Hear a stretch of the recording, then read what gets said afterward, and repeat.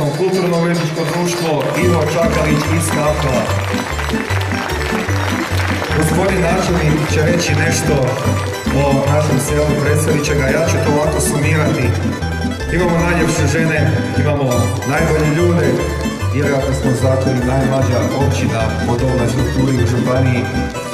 Imamo najljepši trg, najljepšu crkvu, jedan neponovljivi stari grad, najbolje vino, najbolje udruge, najbolju smotru folklora i još puno tog najboljeg. Otočani. Ali nisu s otoka, nego iz otoka. Kulturno-umjetničko društvo Josip Lovretić iz Otoka. Grad Otok smješten je u zapadnom Srijemu. Jedan od značajnijih čimbenika u općem gospodarskom razvoju grada Otoka, a samim time i razvoju turizma, je geografski i prometni položaj u odnosu na 20 km udaljen grad Vinkovce, grad Vukovar i grad Županju. Prvi put se spominje već u 13. stoljeću kao otok, a u kasnijim dokumentima će to biti Ocak ili Atak. Grad Otok danas ima oko 5.500 stanovnika.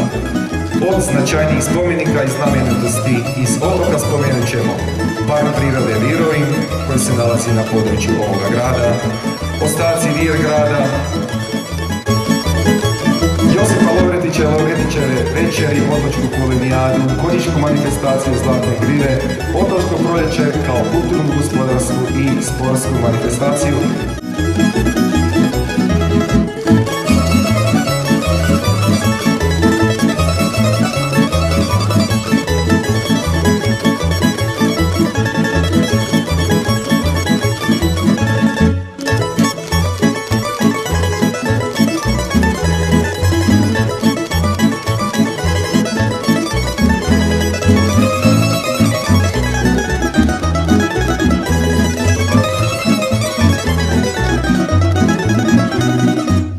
Umjetničko društvo Josip Lovretić Otok ime nosi po našem svećeniku i etnologu.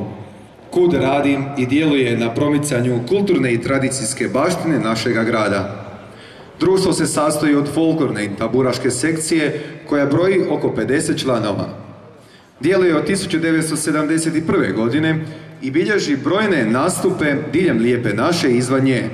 Bilježimo i nastupe Bosni i Hercegovini, a 2005. godine sudjelovali smo na međunarodnoj smotri folklora u Zagrebu. Važno je spomenuti i dokumentarne filmove koje smo snimili za Hrvatsku radioteleviziju, a to su Pučka intima, Duhovni običaji u Otoku te Kraljičari. Voditelj skupine je Ines Kovačić, a predsjednik KUD-a gospodin Zvonko Kovačić. Danas će nam se njih ukupno 40 predstaviti i izvesti splet kola iz Slavonije, a također je ovdje i ženska pjevačka sekcija Vezenke. Dragi otočani, još jednom dobro nam došli.